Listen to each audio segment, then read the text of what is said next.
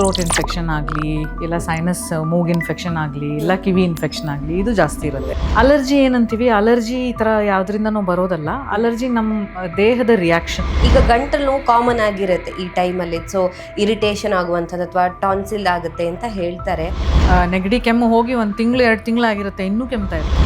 ಗಂಟಲು ನೋವು ನೀವು ಮನೆ ಮದ್ದು ಎಲ್ಲ ತಗೊಂಡು ಸರಿ ಹೋಗ್ತಿಲ್ಲ ಅನ್ನೋವಾಗ ಫ್ರಿಜ್ಜಲ್ಲಿರುವಂಥ ಐಟಮ್ ಅನ್ನ ತಿಂದ್ರೆ ಗಂಟ್ಲು ನೋವು ಬರುತ್ತೆ ಹೇಳ್ತಾರೆ. ಹೌದಾ ಡಾಕ್ಟರ್? ಯಾವುದೇ ಇನ್ಫೆಕ್ಷನ್ ಆಗಲಿಕ್ಕೆ ಒಂದು ಕೀಟಾಣು ಬೇಕೇ ಬೇಕು. ತಣ್ಣೀರು ತೊಗೊಂಡ್ರೆ ಗಂಟ್ಲು ಇನ್ಫೆಕ್ಷನ್ ಆಯಿತು ಸರಿ ಅಲ್ಲ, ನಮಗೆ ಗೊತ್ತು ತಿನ್ನಬಾರ್ದು ಅಂತ, ಅಂದರೂ ತಿಂತೀವಿ. ಮಾರನೇ ದಿನ ನೀವು ಹೇಳ್ದಂಗೆ ಜ್ವರ, ನಂಗೆ ಪದೇ ಪದೇ ಬರ್ತಾ ಇದೆ, ಎಲ್ಲ ಅವರೇ ಹೇಳ್ಕೊಂಡೇ ಬರ್ತಾರೆ ನಂಗೆ ಟಾನ್ಸಿಲೈಟಿಸ್ ಆಗಿದೆ, ಪದೇ ಪದೇ ಬರುತ್ತೆ ಅಂತ. ಈಗ ಕೆಲವ್ರು ಹೇಳ್ತಾರೆ ಮುದ್ದೆ ತಿಂತಾ ಇದ್ದೆ, ಮುದ್ದೆ ತಿನ್ನೋಕ್ಕೆ ಆಗ್ತಿಲ್ಲ ಈಗ ಅಂತ. ಮುದ್ದೆ ಒಂಚೂರು ಹಾಕ್ಕೊಂಡ್ರೆ ಅದ್ರ ಜೊತೆ ಸ್ವಲ್ಪ ನೀರು ಕುಡಿಬೇಕು. ಸಾಲಿಡ್ ಏನೇ ತಿಂದರೂ ಅದ್ರ ಜೊತೆ ನೀರು ಕುಡಿಬೇಕು. ನೀರು ಕುಡಿದು ಅದೇನೋ ಅದು ತಳ್ದಂಗೆ ಆಗ್ತಿರುತ್ತೆ. ಹೋಗುತ್ತೆ ಅಂತ ಮನೇಲಿ ದಯವಿಟ್ಟು ಕೂತ್ಕೋಬೇಡಿ, ಇವೆಲ್ಲ ತೋರಿಸ್ಲೇ. ಕಿವಿಯ ಸೋಂಕು ಅಥವಾ ಕಿವಿಯಲ್ಲಿ ಸೋರಿಕೆ ಆಗುವಂಥದ್ದು ಯಾಕೆ? ಕಿವಿ ಮೂಗಿಗೆ ಒಂದು ಕನೆಕ್ಷನ್ ಇದೆ, ಸಾಮಾನ್ಯವಾಗಿ ಎಲ್ರಿಗೂ ಗೊತ್ತಿರಲ್ಲ. ಪಸ್ ಡೆವಲಪ್ ಆಗಿ ಆಗಿ ಆಗಿ ಎಷ್ಟು ಕೆಪಾಸಿಟಿ ಇದೆಯೋ ಫಿಲ್ ಮಾಡಿ ನೆಕ್ಸ್ಟ್ ಆ ತಮಟೆನ ಅದೇ ತೂತ ಮಾಡಿಕೊಂಡು ಪಸ್ ಆಚೆ.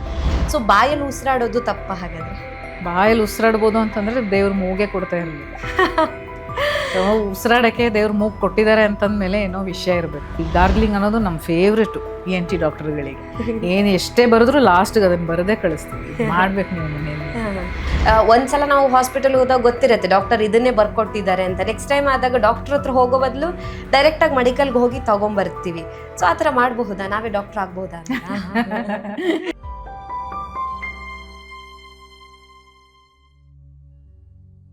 ವಿಜಯ ಕರ್ನಾಟಕ ವೀಕ್ಷಕರಿಗೆ ನಮಸ್ತೆ, ನಾನು ರಕ್ಷಾ ಕೋಟ್ಯಾನ್. ಮಳೆಗಾಲ ಬಂತು ಅಂತ ಹೇಳಿದಾಗ ನಮಗೆಲ್ಲರಿಗೂ ಕೂಡ ಖುಷಿ ಆಗುತ್ತೆ. ಮಳೆ ಬರ್ತಿರ್ಬೇಕಾದ್ರೆ ಬಿಸಿ ಬಿಸಿ ಕಾಫಿ ಟೀ ಜೊತೆ ಬಜ್ಜಿ ಬೋಂಡ ತಿನ್ಕೊಂಡು ಹಾಯಾಗಿರಬಹುದು ಅಂತ. ಆದರೆ ನಮ್ಮ ಗಂಟಲು ಕಿವಿ ಮೂಗಿಗೆ ಮಾತ್ರ ಈ ಟೈಮಲ್ಲೇ ಜಾಸ್ತಿ ಕಿರಿಕಿರಿ ಅಂತ ಹೇಳ್ಬೋದು. ಸೊ ENT ಸಂಬಂಧಿತ ಸಮಸ್ಯೆಗಳು ಅಥವಾ ಹೆಲ್ತ್ ಇಶ್ಯೂಸು ಮಳೆಗಾಲದಲ್ಲಿ ಅಥವಾ ಮಾನ್ಸೂನಲ್ಲೇ ಜಾಸ್ತಿ ಅಂತ ಹೇಳ್ಬೋದು.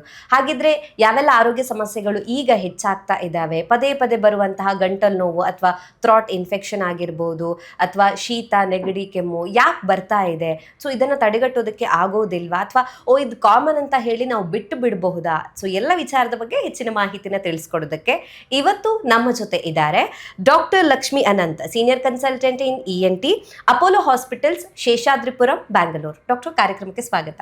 ನಮಸ್ತೆ ಮ್ಯಾಮ್. ಮ್ಯಾಮ್, ಮಾನ್ಸೂನ್ ಅಥವಾ ಮಳೆ ಟೈಮಲ್ಲಿ ಜಾಸ್ತಿ ಪ್ರಾಬ್ಲಮ್ ಅಂತ ಹೇಳಿದಾಗ ಎಲ್ಲರೂ ಈಗ ಒಂದು ಆಫೀಸಲ್ಲಿ ಕೂತ್ರು ಅಷ್ಟೇ ಹೆಚ್ಚಿನ ಜನರಿಗೆ ಕೆಮ್ಮಿರುತ್ತೆ, ನೆಗಡಿ ಅಥವಾ ಜ್ವರ ಅಂತ ಹೇಳ್ತಾರೆ. ಸೊ ಈ ಕೇಸಸ್ ಎಲ್ಲ ಕಾಮನ್ ಆಗಿ ಇದ್ದೇ ಇರುತ್ತೆ. ಸೊ ಯಾಕೆ ಮಾನ್ಸೂನ್ ಅಥವಾ ಮಳೆ ಟೈಮಲ್ಲಿ ಈ ENT ಸಂಬಂಧಿತ ಸಮಸ್ಯೆಗಳು ಜಾಸ್ತಿ ಬರ್ತಾ ಇರುತ್ತೆ? ಇದರ ಹಿಂದೆ ಇರುವಂತಹ ಕಾರಣ ಏನು ಅಂತ? ಮಾನ್ಸೂನ್ ಅನ್ನೋದು ಏನು ಮಳೆ ಅಲ್ವಾ? ಸೊ ಮಳೆ ಜಾಸ್ತಿ ಆದಾಗ ಏನಾಗುತ್ತೆ, there is growth everywhere. So ಕೀಟಾಣುಗಳು ಜಾಸ್ತಿ ಆಗ್ತವೆ, ಹಂಗಾದಾಗ ಇನ್ಫೆಕ್ಷನ್ಸ್ ಜಾಸ್ತಿ ಆಗ್ತವೆ. ಆಮೇಲೆ ವಾತಾವರಣದಲ್ಲಿ ಹ್ಯೂಮಿಡಿಟಿ ಅಂದ್ರೆ ನೀರಿನ ಅಂಶ ಏನಂತೀವಿ ಅದು ಜಾಸ್ತಿ ಆದಾಗ್ಲೂ ಅಷ್ಟೇ, ಅದರಿಂದಾನು ಕೆಲವು ಪ್ರಾಬ್ಲಮ್ಸ್ ಬರ್ತವೆ. ಅದರಿಂದ ನಾವೇನ್ ನೋಡೋದು ಅಂದ್ರೆ ಮಾನ್ಸೂನ್ ಅಲ್ಲಿ ಸ್ವಲ್ಪ, ಹೌದು ನೀವು ಹೇಳ್ದಂಗೆ ಕಿವಿ ಮೂಗು ಗಂಟ್ಲು ಪ್ರಾಬ್ಲಮ್ ಸ್ವಲ್ಪ ಜಾಸ್ತಿನೇ ಇರ್ತವೆ. ಓಕೆ, ಸೊ ಹ್ಯೂಮಿಡಿಟಿ ಜಾಸ್ತಿ ಇರೋದ್ರಿಂದ ಅಂದ್ರೆ ಗಾಳಿಯಲ್ಲಿ ನೀರಿನ ಅಂಶ ಜಾಸ್ತಿ ಇರೋದ್ರಿಂದಾಗಿ ಈ ರೀತಿ ಗಂಟಲು ಕಿವಿ ಮೂಗಿಗೆ ಸಂಬಂಧಿಸಿದಂತ ಸಮಸ್ಯೆ, ಆಮೇಲೆ ಕೀಟಾಣುಗಳು ಜಾಸ್ತಿ ಇರೋದ್ರಿಂದ. ಓಕೆ ಓಕೆ ಡಾಕ್ಟರ್, ಈಗ OPD ಅಲ್ಲಿ ನೋಡ್ಬೇಕಾದ್ರೆ ಈ ಮಾನ್ಸೂನ್ ಅಲ್ಲಿ ಯಾವೆಲ್ಲ ಕೇಸಸ್ ನೀವು ಜಾಸ್ತಿ ನೋಡ್ತೀರಾ? ಜಾಸ್ತಿ ನೋಡೋದು ಅಂದರೆ ಒಂದು ನಾನು ಹೇಳ್ದಂಗೆ ಈ ಕೀಟಾಣುಗಳಿಂದ ಬರೋ ಇನ್ಫೆಕ್ಷನ್ಸ್, ಥ್ರೋಟ್ ಇನ್ಫೆಕ್ಷನ್ ಆಗಲಿ, ಇಲ್ಲ ಸೈನಸ್ ಮೂಗ್ ಇನ್ಫೆಕ್ಷನ್ ಆಗಲಿ, ಇಲ್ಲ ಕಿವಿ ಇನ್ಫೆಕ್ಷನ್ ಆಗಲಿ, ಇದು ಜಾಸ್ತಿ ಇರುತ್ತೆ. ಆಮೇಲೆ ಇನ್ನೊಂದೇನು ಅಂದರೆ ಈ ಮಾನ್ಸೂನ್ ಟೈಮಲ್ಲಿ ಅಲರ್ಜಿಗಳು ಜಾಸ್ತಿ ಇರ್ತವೆ. ಸೊ ಅಲರ್ಜಿಯಿಂದ ಬರೋ ಮೂಗಿನ ಕಾಯಿಲೆ ಇವು ಜಾಸ್ತಿ ನೋಡ್ತೀವಿ. ಓಕೆ ಓಕೆ ಸೊ ಈಗ ಸಿಂಪ್ಟಮ್ಸ್ ಏನಾದರೂ ಬಂದಾಗ ಇದು ನನಗೆ ಅಲರ್ಜಿ ಅಥವಾ ಯಾವುದೋ ಬ್ಯಾಕ್ಟೀರಿಯಲ್ ಇನ್ಫೆಕ್ಷನ್ ಅನ್ನೋವಂಥದ್ದು ಹೇಗೆ ಗೊತ್ತಾಗುತ್ತೆ, ಅಥವಾ ಇದು ನಾರ್ಮಲ್ ಅನ್ನೋದನ್ನು ಹೇಗೆ ನಾವು ಫೈಂಡ್ ಔಟ್ ಮಾಡಬಹುದು ಅಂತ? ಇನ್ಫೆಕ್ಷನ್ ಅನ್ನೋದು ಎಲ್ರಿಗೂ ಗೊತ್ತಿದೆ, ಯಾವುದಾದ್ರೂ ವೈರಸ್ ಅಥವಾ ಬ್ಯಾಕ್ಟೀರಿಯಾ ಈ ಥರ ಕೀಟಾಣುವಿಂದ ಬರೋ ಕಾಯಿಲೆ. ಅಲರ್ಜಿ ಏನಂತೀವಿ, ಅಲರ್ಜಿ ಈ ಥರ ಯಾವುದರಿಂದನೂ ಬರೋದಲ್ಲ. ಅಲರ್ಜಿ ನಮ್ಮ ದೇಹದ ರಿಯಾಕ್ಷನ್. ಯಾವುದಾದ್ರೂ ವಾತಾವರಣದಲ್ಲಿ ಆಲ್ರೆಡಿ ಇರೋ ಅಂಶಕ್ಕೆ ನಮ್ಮ ದೇಹ ಹೈಪರ್ ಸೆನ್ಸಿಟಿವ್ ಆಗಿ ರಿಯಾಕ್ಟ್ ಮಾಡಿದಾಗ ಅಲರ್ಜಿ ಬರುತ್ತೆ. ಇದು ಮೇನ್ ಡಿಫ್ರೆನ್ಸ್. ಹಾಗಾಗಿ ಸಿಂಪ್ಟಮ್ಸ್ ಸ್ವಲ್ಪ ಓವರ್ಲ್ಯಾಪ್ ಆದ್ರೂ ಇನ್ಫೆಕ್ಷನ್ ಬಂದಾಗ ಸಾಮಾನ್ಯವಾಗಿ ಜ್ವರ ಇರುತ್ತೆ, ಸಡನ್ ಆಗಿ ಸ್ಟಾರ್ಟ್ ಆಗುತ್ತೆ, ಕೆಲವೇ ದಿನ ಇರುತ್ತೆ, ಬೇಗ ಹೋಗುತ್ತೆ. ಅಲರ್ಜಿ ಅನ್ನೋದು ಇಸ್ ಮೋರ್ ಪ್ರೊಲಾಂಗ್ಡ್. ಈ ಅಲರ್ಜಿ ಇರೋರಿಗೆ ಯಾವಾಗ ಬೇಕಾದ್ರೆ ಬರ್ಬೋದು, ಡೈಲಿ ಇರ್ಬೋದು. ಜ್ವರ ಎಲ್ಲ ಬರಲ್ಲ, ಬಟ್ ಕ್ರಮೇಣ ಮೂಗು ಸೋರೋದು, ಸೀನ್ ಬರೋದು, ಕೆಮ್ಮು ಬರೋದು, ಈ ಥರ ಬರುತ್ತೆ. ಅದಕ್ಕೆ ಸೊ ಇನ್ಫೆಕ್ಷನಲ್ಲೂ ಬರ್ತವೆ, ಬಟ್ ಓವರ್ಲ್ಯಾಪ್ ಇದ್ರೂ ನಮಗೆ ಪೇಷಂಟ್ ಹತ್ರ ಮಾತಾಡಿದಾಗ ಗೊತ್ತಾಗ್ಬಿಡುತ್ತೆ ಇದು ಅಲರ್ಜಿನ ಇನ್ಫೆಕ್ಷನ್ ಅಂತ. ಓಕೆ, ಈಗ ಗಂಟಲು ನೋವು ಕಾಮನ್ ಆಗಿರುತ್ತೆ ಈ ಟೈಮಲ್ಲಿ. ಸೊ ಇರಿಟೇಷನ್ ಆಗುವಂಥದ್ದು ಅಥವಾ ಟಾನ್ಸಿಲ್ ಆಗುತ್ತೆ ಅಂತ ಹೇಳ್ತಾರೆ. ಸೊ ಯಾವಾಗ ಅದು ಸ್ವಲ್ಪ ನನಗೆ ಇನ್ಫೆಕ್ಷನ್ ಆಗಿದೆ ಅಥವಾ ಸ್ವಲ್ಪ ಸೀರಿಯಸ್ ಆಗಿದೆ, ಇದನ್ನ ಕೇರ್ಲೆಸ್ ಮಾಡಬಾರ್ದು ಅಂತ ಅನ್ಕೋಬೇಕಾಗತ್ತೆ? ಸೊ ಯಾವಾಗ ಅಲರ್ಟ್ ಆಗಬೇಕಾಗತ್ತೆ ಅಂತ? ಗಂಟಲು ನೋವು ನೀವು ಮನೆ ಮದ್ದು ಎಲ್ಲ ತಗೊಂಡು ಸರಿ ಹೋಗ್ತಿಲ್ಲ ಅನ್ನೋವಾಗ, ಇಲ್ಲ ಎಷ್ಟೊಂದು ಜನ ಈಗ ಸಾಮಾನ್ಯವಾಗಿ ಮಾತ್ರೆನೂ ತಗೋತಾರೆ, ಅದೆಲ್ಲ ತಗೊಂಡ್ರು ಗಂಟಲು ನೋವು ಹೋಗ್ತಾ ಇಲ್ಲ, ಈ ಥರ ಇದ್ದಾಗ ಡೆಫಿನೆಟ್ಲಿ ತೋರಿಸ್ಬೇಕು, ಇಗ್ನೋರ್ ಮಾಡಬಾರ್ದು. ಗಂಟಲು ನೋವು ಜೊತೆ ಬೇರೆ ಸಿಂಪ್ಟಮ್ಸ್ ಇದ್ದಾಗ, ಓಕೆ, ಫಾರ್ ಎಕ್ಸಾಂಪಲ್ ಗಂಟಲು ನೋವು ಜೊತೆ ನುಂಗಕ್ಕಾಗ್ತಿಲ್ಲ, ನುಂಗೋದು ಕಷ್ಟ ಆಗ್ತಿದೆ, ನುಂಗೋವಾಗ ನೋವು ಬರ್ತಾ ಇದೆ, ಇಲ್ಲ ಧ್ವನಿ ಚೇಂಜ್ ಆಗಿದೆ, ವಾಯ್ಸ್ ಚೇಂಜ್ ಏನಂತೀವಿ, ಧ್ವನಿ ಬದಲಾವಣೆ ಆಗಿದೆ, ಇಲ್ಲ ಉಸಿರಾಟಕ್ಕೆ ತೊಂದರೆ ಆಗ್ತಿದೆ, ಇಲ್ಲ ಎಲ್ಲಾದ್ರೂ ಗಂಟು ಕತ್ತಲ್ಲಿ ಇಲ್ಲ ಬಾಯಿ ಒಳಗಡೆ ಗಂಟು ಕಾಣಿಸ್ಕೋತಾ ಇದೆ, ಈ ತರ ಇದ್ದಾಗ ಗಂಟಲು ನೋವನ್ನ ಇಗ್ನೋರ್ ಮಾಡಬಾರ್ದು. ಓಕೆ, ಸೊ ಅದಕ್ಕೆ ಹಾಸ್ಪಿಟಲ್ಗೆ ಬರಬೇಕಾಗುತ್ತೆ, ಬಂದು ತೋರಿಸೋದು ಮೇಲು. Okay okay. ಸೊ ಇದನ್ನು ಹೊರತುಪಡಿಸಿ ಈಗ ಜ್ವರ ಬರುತ್ತೆ, ಈಗ ಕೆಲವರಿಗೆ ಗಂಟ್ಲು ನೋವು ಬಂದಮೇಲೆ ಅದ್ರ ನೆಕ್ಸ್ಟ್ ಡೇನೆ ನಮಗೆ ಗೊತ್ತಾಗುತ್ತೆ ಇವತ್ತು ಗಂಟ್ಲು ನೋವು ಬಂದಿದೆ ಅಂದರೆ ನಾಳೆ ಜ್ವರ ಬಂದೇ ಬರುತ್ತೆ ಅನ್ನುವಂಥದ್ದು. ಸೊ ಇದನ್ನೆಲ್ಲ ನಾವು ನೆಗ್ಲೆಕ್ಟ್ ಮಾಡ್ಬೋದು, ಅಂದರೆ ಕೇರ್ಲೆಸ್ ಮಾಡಿ ಇದ್ರೆ ಏನೂ ಆಗಲ್ವಾ, ಇನ್ ದ ಫ್ಯೂಚರ್ ಏನೂ ಪ್ರಾಬ್ಲಮ್ ಆಗಲ್ವಾ, ಹೇಗೆ ಅಂತ? ಯೂಶಲಿ ಈ ಥರ ನೀವು ಹೇಳ್ದಂಗೆ ಗಂಟ್ಲು ನೋವು ಬಂತು ನಾಳೆ ಜ್ವರ ಬರುತ್ತೆ ಅಂತ ಅನುಮಾನ ಇರುತ್ತೆ, ಇಲ್ಲ ಮೂಗು ಕಟ್ಟುತ್ತೆ, ಈ ಥರ ಆದಾಗ ಇದೆಲ್ಲ ಮೋಸ್ಟ್ ಸಾಮಾನ್ಯವಾದ ಕಾಸ್ ಏನು ಅಂದರೆ ವೈರಲ್ ಇನ್ಫೆಕ್ಷನ್.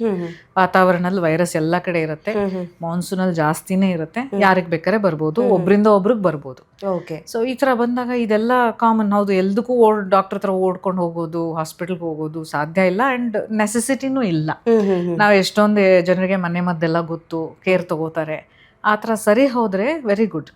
ವೈರಲ್ ಇನ್ಫೆಕ್ಷನ್ಸು ಒಂದು ಸ್ಪ್ಯಾನ್ ಇರುತ್ತೆ, ಒಂದು ಕೆಲವು 3 days ಇಂದ 1 week ವರೆಗೂ ಇರ್ತವೆ, ಹೋಗ್ತವೆ, ನೀವು ಏನೇ ಮಾಡಿ ಬಿಡಿ, ಆ ಥರ ಇದ್ದಾಗ.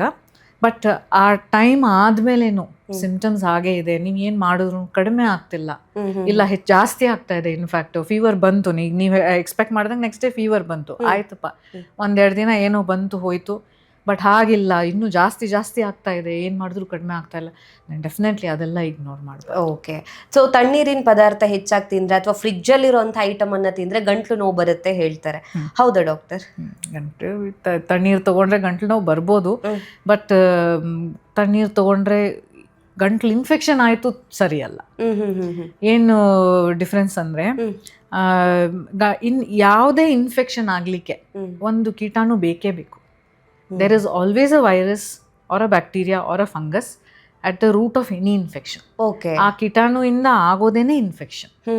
ಓಕೆನಾ? ಓಕೆ. ಬಟ್ ತಣ್ಣೀರು ತಗೊಂಡ ತಕ್ಷಣ, ಈಗ ತಣ್ಣೀರಲ್ಲಿ ಕೀಟಾಣು ಇತ್ತು ಅಂತಂದ್ರೆ ಬರ್ಬೋದು, ಬಟ್ ತಣ್ಣೀರು ತಗೊಂಡ ತಕ್ಷಣ ಡೆಫಿನೆಟ್ಲಿ ಯಾವ ಇನ್ಫೆಕ್ಷನ್ನು ಬರಲ್ಲ. This is one of the biggest myths. ನಾನು ತಣ್ಣೀರು ತಗೊಂಡ್ಬಿಟ್ಟೆ, ಐಸ್ ಕ್ರೀಮ್ ತಿನ್ಬಿಟ್ಟೆ ಬಂತು ಅಂತ, ಹಾಗೆ ಬರೋದಿಲ್ಲ. ಓಕೆ. ಬಟ್ ಈ ಕಡೆ ಹಂಗಾರೆ ಯಾಕೆ ಬರುತ್ತೆ? ಹಂಗಾರೆ ನಾವು ಆ ಥರ ತಗೊಂಡ ತಕ್ಷಣ ನಮಗೆ definitely we feel something, we know ಏನೋ ಆಯಿತು ಅಂತ. ಅದು ಯಾಕಾಗತ್ತೆ ಅಂತಂದರೆ, ಇದು ತುಂಬ ಕೋಲ್ಡ್ ಫುಡ್ಸ್ ತೊಗೊಂಡ ತಕ್ಷಣ ನಮ್ಮ ಬಾಡಿ ಟೆಂಪ್ರೇಚರ್ ಒಂದು ನಾರ್ಮಲ್ ಟೆಂಪ್ರೇಚರ್ ಇರುತ್ತೆ, we are used to that. So anything ಜಾಸ್ತಿ ಬಿಸಿ ತೊಗೊಂಡಾಗ ಏನಾಗುತ್ತೆ, ಬರ್ನ್ ಆಗುತ್ತೆ ತಾನೆ. ಹೌದು, we are aware of that. But ತುಂಬ ತಣ್ಣಗೆ ಏನಾದರೂ ತೊಗೊಂಡಾಗ ಏನಾಗುತ್ತೆ, ಅಲ್ಲಿ ಇದು ವ್ಯಾಸೋ ಕನ್ಸ್ಟ್ರಿಕ್ಷನ್ ಅಂತೀವಿ, ಬ್ಲಡ್ ವೆಸಲ್ಸ್ ಏನಿದೆ ಸ್ವಲ್ಪ ಟೈಟ್ ಮುಚ್ಕೊಳ್ಳುತ್ತೆ as a reaction to the temperature. ಆಮೇಲೆ ಇನ್ನೇನಾಗುತ್ತೆ ಅಂತಂದ್ರೆ ಲೋಕಲಿ ಸ್ವಲ್ಪ ಇಮ್ಯುನಿಟಿ ಕಡಿಮೆ ಆಗುತ್ತೆ. ಮೂರನೇದು ಏನಂದ್ರೆ ಏನು ಇಲ್ಲ, ತಣ್ಣಗಿರೋದು ಥ್ರೋಟ್ನ ಇರಿಟೇಟ್ ಮಾಡುತ್ತೆ ಅಷ್ಟೇ. ಇದೆಲ್ಲದರಿಂದ ವಿ ಸ್ಟಾರ್ಟ್ ಟು ಫೀಲ್ ಗಂಟ್ಲು ಏನೋ ಹಿಡ್ಕೊಂಡಿದೆ, ಟೈಟ್ ಆಗಿದೆ, ಸಮಥಿಂಗ್ ಅಂತ. So immediately we think infection ಆಗಿದೆ. So it is just sometimes it is just a coincidence. ನಮಗೆ ನೆಗಡಿ ಅಥವಾ ಕೆಮ್ಮು ಇನ್ಫೆಕ್ಷನ್ ಸ್ಟಾರ್ಟ್ ಆಗ್ತಿರುತ್ತೆ, ಆ್ಯಂಡ್ ಫ್ರೆಂಡ್ಸ್ ಕರೀತಾರೆ ಐಸ್ ಕ್ರೀಮ್ ತಿನ್ನೋಣ ಬಾ, ನಮಗೆ ಗೊತ್ತು ತಿನ್ನಬಾರ್ದು ಅಂತ ಅಂದರೂ ತಿಂತೀವಿ. ಮಾರನೇ ದಿನ ನೀವು ಹೇಳ್ದಂಗೆ ಜ್ವರ. ಸೊ ನಾವೇನಂತೀವಿ, ನನ್ನ ಐಸ್ ಕ್ರೀಮ್ ತೊಗೊಂಡಿದ್ದಕ್ಕೇನೆ ಜ್ವರ ಬಂತು ಅಂತ, ತೊಗೊಳ್ದೇ ಇದ್ರೂ ಬರ್ಬೋದು. Okay okay.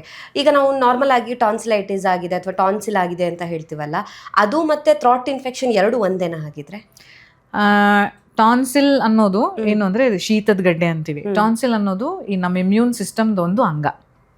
ಈ ಟಾನ್ಸಿಲ್ಸು 2 ಇರ್ತವೆ, ಎಲ್ಲರ ಬಾಯಲ್ಲೂ 2 ಇರ್ತವೆ, 2 ನಾಲ್ಗೆ ಹಿಂಭಾಗದಲ್ಲಿ 2 ಕಡೆ ಒಂದೊಂದು. ಸೊ ಇದ್ರ ಫಂಕ್ಷನ್ ಇಲ್ಲ, ಇದ್ರ ಕೆಲಸ ಏನು ಅಂತಂದ್ರೆ, ನಾವು ಬಾಯಿಂದ ತಾನೇ ಎಲ್ಲ ತಗೊಳ್ಳೋದು. ಸೊ ಆಚೆಯಿಂದ ಎಷ್ಟೊಂದು ಬರುತ್ತೆ, ಅದ್ರ ಜೊತೆ ಕೀಟಾಣುಗಳು ಇರುತ್ತೆ. ಅದನ್ನ ಕಾಂಬ್ಯಾಟ್ ಮಾಡೋದೇ ಇದ್ರ ಕೆಲಸ, ಅದ್ರ ಜೊತೆ ಫೈಟಿಂಗ್ ಮಾಡೋದೇ ಇದ್ರ ಕೆಲಸ. ಓಕೆ. ಇದು ಟಾನ್ಸಿಲ್ ಮಾಡೋದು. ಸೊ ಟಾನ್ಸಿಲ್ ಅನ್ನೋದು ನಮ್ಮ ಗಂಟ್ಲಲ್ಲಿ ಒಂದು ಅಂಗ ಅಷ್ಟೇ. ಓಕೆ. ಸೊ ಟಾನ್ಸಿಲ್ ಇನ್ಫೆಕ್ಟ್ ಆದಾಗ ನಮಗೆ ಗಂಟ್ಲು ನೋವು ಬರುತ್ತೆ. ಬಟ್ ಗಂಟ್ಲಲ್ಲಿ ಬೇರೆನೂ ಇದೆ, ಗಂಟ್ಲು ಇದೆ. ಸೊ ಅಲ್ಲಿ ಎಲ್ಲಿ ಇನ್ಫೆಕ್ಷನ್ ಆದ್ರೂ ನಮಗೆ ಫೀಲಿಂಗ್ ಬರೋದು ಗಂಟ್ಲು ನೋವೇ.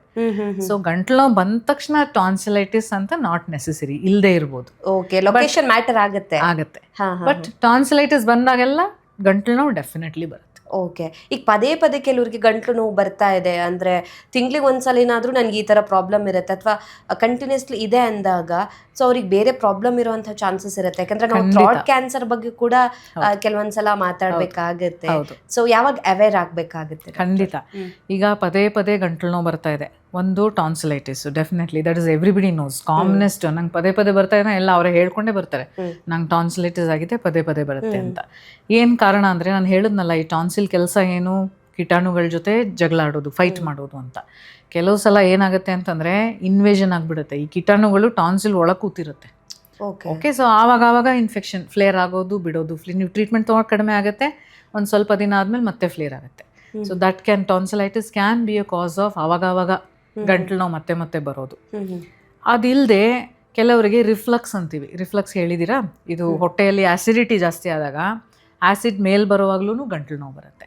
ಇವ್ರಿಗೆ ಲೈಫ್ ಸ್ಟೈಲ್ ಪ್ರಾಬ್ಲಮ್ಸ್ ಇರುತ್ತೆ, ಇವ್ರು ಸರಿಯಾಗಿ ಊಟ ಮಾಡೋದು ಅದೆಲ್ಲ ಮಾಡ್ತಿರಲ್ಲ, ಟೈಮಿಗೆ ಊಟ ಮಾಡೋದೆಲ್ಲ ಮಾಡ್ತಿರಲ್ಲ. ಸೊ ಇವ್ರಿಗೆ ಏನಾಗುತ್ತೆ, ಟ್ರೀಟ್ಮೆಂಟ್ ತೊಗೊಂಡಾಗ ಚೆನ್ನಾಗಿ ಆಗ್ತಾರೆ, ಬಟ್ ಮತ್ತೆ ದೇ ವಿಲ್ ರಿಲ್ಯಾಪ್ಸ್. ಅದೇ ಸೇಮ್ ಹ್ಯಾಬಿಟ್ಸ್ ಫಾಲೋ ಮಾಡೋದ್ರಿಂದ ಅವ್ರಿಗೆ ಮತ್ತೆ ಆಸಿಡ್ ರಿಫ್ಲಕ್ಸ್ ಆಗಿ ಮತ್ತೆ ಗಂಟ್ಲು ನೋವು ಬರ್ಬೋದು. ಸೊ ಈ ಥರ ಗಂಟ್ಲು ನೋವು ಪದೇ ಪದೇ ಬರಲಿಕ್ಕೆ ಎಷ್ಟೊಂದು ಕಾರಣಗಳು ಇರ್ಬೋದು. ಬಟ್ ಇದು ಕ್ಯಾನ್ಸರ್ ಏನಂತೀವಿ, ಕ್ಯಾನ್ಸರ್ ಬರುವಾಗ ಕ್ಯಾನ್ಸರ್ ಇದ್ರೆ ಗಂಟ್ಲು ನೋವು ಇರ್ಬೋದು, ಇಲ್ದೇನೂ ಇರ್ಬೋದು, ಬಟ್ ಅದ್ರ ಜೊತೆ ಏನಿದೆ ಅದನ್ನ ನೋಡ್ತೀವಿ, ಅದು ಇಂಪಾರ್ಟೆಂಟ್. ಅದರ್ ಸಿಂಪ್ಟಮ್ಸ್ ಈಗ ನಾನು ಆಗ್ಲೇ ಜಸ್ಟ್ ಹೇಳಿದೆ ಒಂದು ಸ್ವಲ್ಪ ಹೊತ್ತು ಮುಂದೆ, ಗಂಟ್ಲು ನೋವು ಜೊತೆ ನಿಮಗೆ ಧ್ವನಿ ಬದಲಾವಣೆ, ವಾಯ್ಸ್ ಚೇಂಜು, ಅಥವಾ ನುಂಗೋಕೆ ಕಷ್ಟ ಆಗ್ತಾ ಇದೆ. ಅಂದರೆ ಈ ಕೆಲವ್ರು ಹೇಳ್ತಾರೆ, ಮುದ್ದೆ ತಿಂತಾ ಇದ್ದೆ, ಮುದ್ದೆ ತಿನ್ನೋಕ್ಕೆ ಆಗ್ತಿಲ್ಲ ಈಗ ಅಂತ.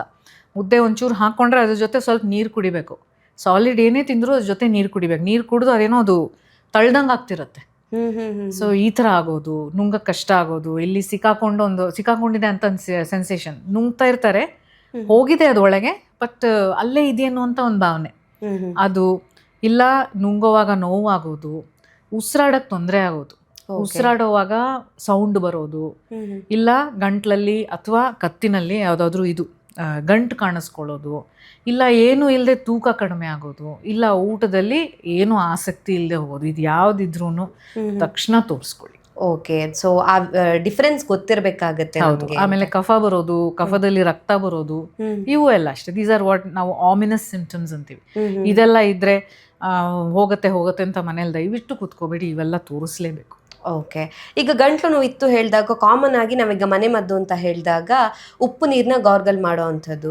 ಸೊ ಅದು ಆ್ಯಕ್ಚುಲಿ ಹೇಗೆ ಅದು ಪರಿಣಾಮವನ್ನು ಬೀರುತ್ತೆ? ಈಗ ಹಾಸ್ಪಿಟಲ್ಗೆ ಹೋದ್ರೆ, ಈಗ ಊರಲ್ಲಿ ಅಷ್ಟು ನಾವು ಕ್ಲಿನಿಕ್ಗೆ ಹೋದಾಗ ಮೆಡಿಸಿನ್ ಜೊತೆಗೆ ಅದನ್ನ ಮಾಡಿ ಅಂತ ಡಾಕ್ಟರೇ ಹೇಳ್ತಾರೆ ಸ್ವತಃ.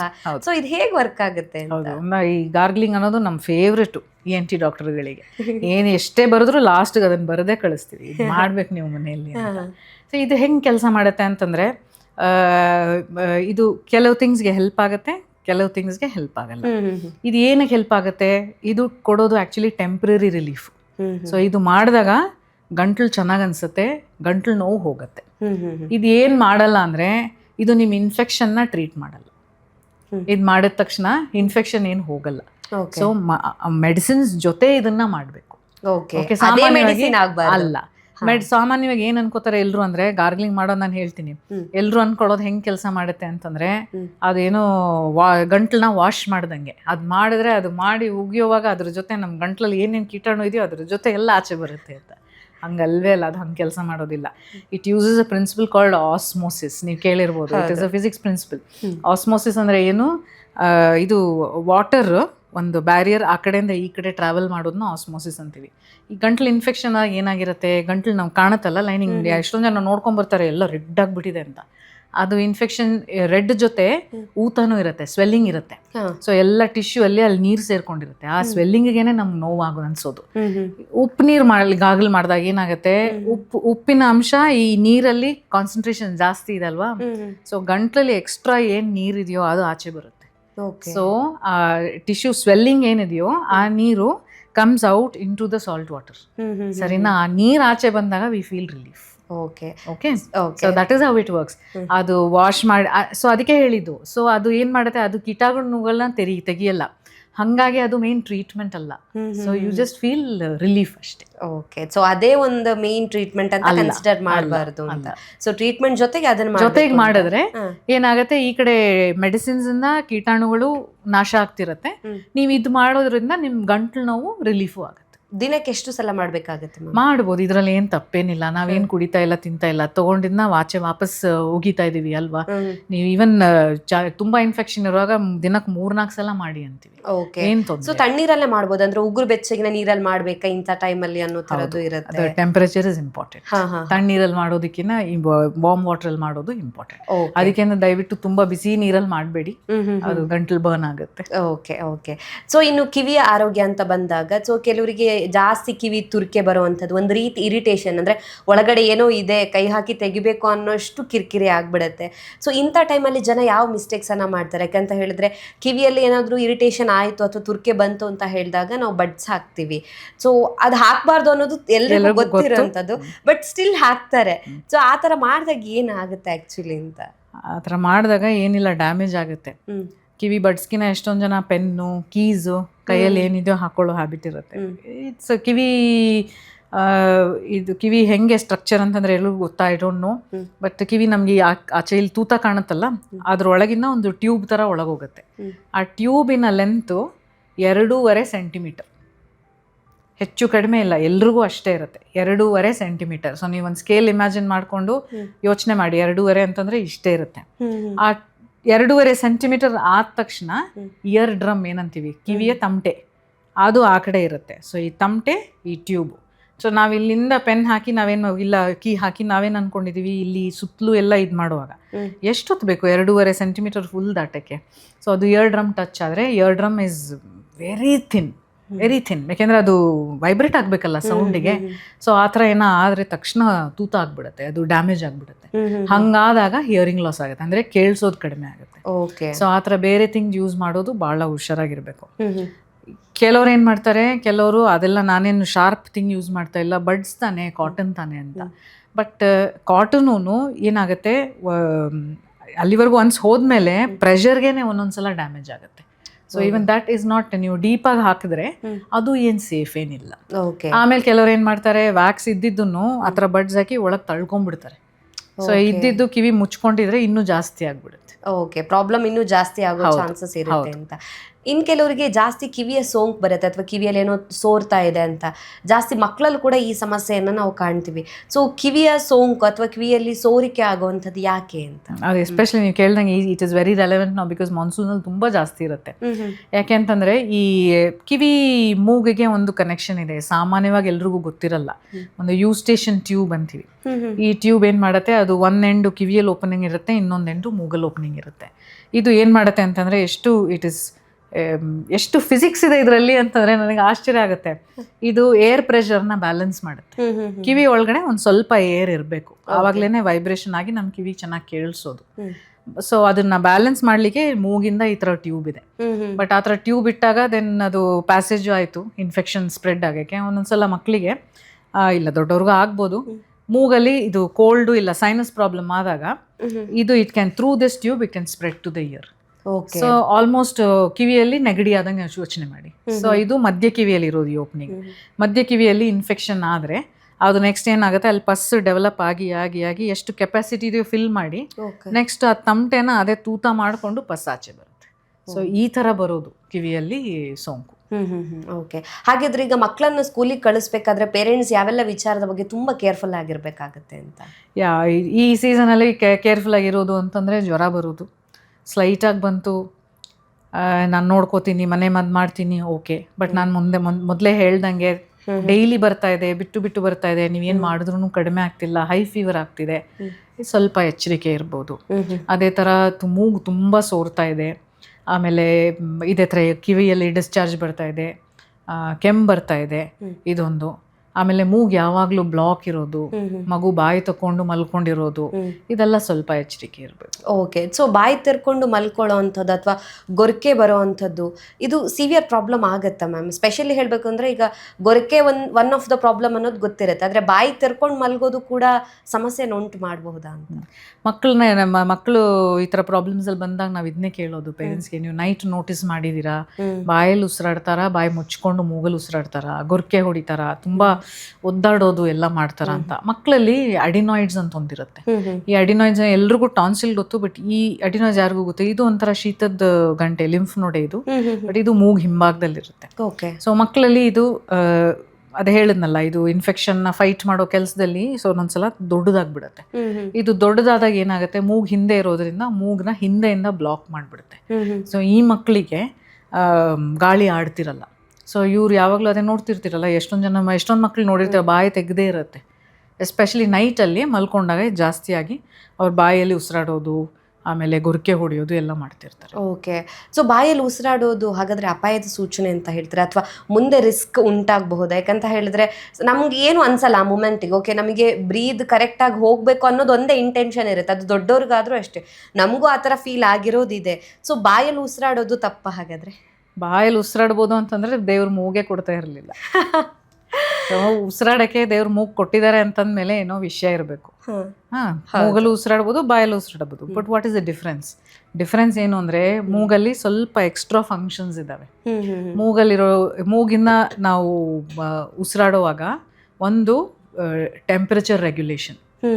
ನಾವು ಈಗ ಆಚೆ ವಾತಾವರಣದಲ್ಲಿ ಏರ್ ಟೆಂಪ್ರೇಚರ್ ಏನಿರುತ್ತೆ ನಮ್ಮ ಬಾಡಿ ಟೆಂಪ್ರೇಚರ್ ಮ್ಯಾಚ್ ಆಗಲ್ಲ. ಬಿಸಿ ಇರ್ಬೋದು, ಕೋಲ್ಡ್ ಇರ್ಬೋದು, ಹೆಂಗ್ ಬೇಕಾರೆ ಇರ್ಬೋದು. ವೆದರ್ ಚೇಂಜ್ ಆದ ವಿಂಟರಲ್ಲಿ ಹೆಂಗಿರುತ್ತೆ, ಇಲ್ಲ ನೀವು ಯಾವುದಾದ್ರೂ ಡೆಸರ್ಟ್ಗೆ ಹೋಗಿ ಹೆಂಗಿರುತ್ತೆ, ಇಲ್ಲ ಅಂಟಾರ್ಟಿಕಾಗೆ ಹೋಗಿ ಹೆಂಗಿರುತ್ತೆ. So air is not the same everywhere, temperature same ಇರಲ್ಲ. ಬಟ್ ನಮಗೆ ಅದು ಒಳಗೋದಾಗ ನಮ್ಮ ಬಾಡಿ ಟೆಂಪ್ರೇಚರ್ಗೆ ಅದು ಅಡ್ಜಸ್ಟ್ ಆಗಿರಬೇಕು. ಇದು ಹೇಗಾಗ್ತಿದೆ, ಇದು ಮಾಡ್ತಿರೋದು ಮೂಗಲ್ಲಿ ತುಂಬ ಬ್ಲಡ್ ವೆಸಲ್ಸ್ ಇರ್ತವೆ. ಸೊ ಏರ್ ಅದ್ರ ಪಕ್ಕದಿಂದ ಹೋದಾಗ the air temperature is modified. ಅದು ಜಾಸ್ತಿ ಇರಲಿ ಕಡಿಮೆ ಇರಲಿ, it is brought to the body temperature. Okay, so ನಾವು ಒಳಗೆ ತಗೊಳ್ಳೋ ಏರು ಮೂಗಿಂದ ಹೋದ ತಕ್ಷಣ ಇಟ್ ಬಿಕಮ್ಸ್ ಬಾಡಿ ಟೆಂಪ್ರೇಚರ್. ಇನ್ನೊಂದು, ಆಚೆ ಇರೋ ಏರಲ್ಲಿ ನೀರಿನ ಅಂಶ ಎಷ್ಟಿದೆ ವಿ ಡೋಂಟ್ ನೋ. ಎಷ್ಟೊಂದು ಸಲ ಎಸ್ಪೆಷಲಿ AC ಉಸಿರಾಡ್ತೀವಲ್ಲ, it is very dry air. Okay, but so ನಾವು ಒಳಗೆ ತೊಗೊಂಡಾಗ that is another thing the nose does. ಮೂಗು ಏನು ಮಾಡುತ್ತೆ ಅಂತಂದರೆ ಅಗೇನ್ ಮತ್ತೆ ಬ್ಲಡ್ ವೆಸಲ್ಸ್ ಕೆಲಸನೇ ಅದು ಆ ನೀರಿನ ಅಂಶನ ಆ್ಯಡ್ ಮಾಡುತ್ತೆ. Okay, so we breathe what we call humidified air. ನೀರಿನ ಅಂಶ ಇರೋ ಗಾಳಿನ ನಾವು ಒಳಗೆ ತಗೊಳ್ಳೋದು, ಇದು ಮೂವ್ ಮಾಡೋ ಕೆಲಸ. ಸೊ ನಾವು ಬಾಯಲ್ಲಿ ಉಸಿರಾಡುವಾಗ ಇವೆರಡೂ ಇಲ್ಲ. ಇವೆರಡು ವಿ ಜಸ್ಟ್ ಡೈರೆಕ್ಟ್ ಆಗಿ ಹೋಗುತ್ತೆ. ಸೊ ಈ ಕಡೆ ಟೆಂಪರೇಚರ್ ಕಂಟ್ರೋಲು ಇಲ್ಲ, ಆ ಕಡೆ ನೀರಿನ ಅಂಶದ ಕಂಟ್ರೋಲು ಇಲ್ಲ. ಸರಿ ಆಯ್ತು, ಇದು ಬಾಯಿ ಇರೋದು ಯಾಕೆ, ಮೂಗೇನ ಕಟ್ಟಿದ್ರೆ ಆಬ್ವಿಯಸ್ಲಿ ನಾವು ಬ್ರೀದ್ ಮಾಡದೆ ಇರಕ್ಕಾಗಲ್ಲ, ಹಂಗಾಗಿ ಬಾಯಿ ಕಳ್ಳರು ಒಳಗ್ ನುಗ್ದಂಗೆ ಆಯ್ತು. ಎಕ್ಸಾಕ್ಟ್ಲಿ. ಸೊ ಬಾಯಿ ಅದಕ್ಕಿರೋದು. ಸೊ ಈಗ ಆಯ್ತಪ್ಪ, ನಿಮ್ ನೆಗಡಿ ಆಗಿದೆ, ಮೂಗು ಮುಚ್ಕೊಂಡಿದೆ, ನೀವು ಬಾಯಲ್ಲೇ ಉಸಿರಾಡಬೇಕು ಮಾಡಿದ್ರಿ, 1 ವಾರ ಮಾಡಿದ್ರಿ, 2 ವಾರ ಮಾಡಿದ್ರಿ, ಆ ಥರ ಟೆಂಪ್ರರಿ ಇಸ್ ಓಕೆ. ಬಟ್ ಬರೀ ಬಾಯಲ್ಲಿ ಉಸಿರಾಡಿದ್ರೆ ಬೇರೆ ಇದಲ್ಲದೆ ಬೇರೆ ಪ್ರಾಬ್ಲಮ್ಸು ಇದೆ. ಬಾಯಿ ಯಾವಾಗಲೂ ಅದರಲ್ಲೇ ಉಸಿರಾಡಿದ್ರೆ ಬಾಯಿ ಡ್ರೈ ಆಗುತ್ತೆ. ಬಾಯಿ ತುಂಬ ಡ್ರೈ ಆದರೆ ಸಲೈವ ಪ್ರೊಡಕ್ಷನ್ ಕಡಿಮೆ ಆಗುತ್ತೆ. ಸಲೈವ ಇಲ್ಲದೆ ಬಾಯಲ್ಲಿ ಕೀಟಾಣುಗಳು ಜಾಸ್ತಿ ಆಗ್ತವೆ. ಸೊ ಆವಾಗ ಹಲ್ಲಿನ ಇನ್ಫೆಕ್ಷನ್ನು, ಗಮ್ ಇನ್ಫೆಕ್ಷನ್ನು ಇವೆಲ್ಲ ಜಾಸ್ತಿ ಆಗುತ್ತೆ.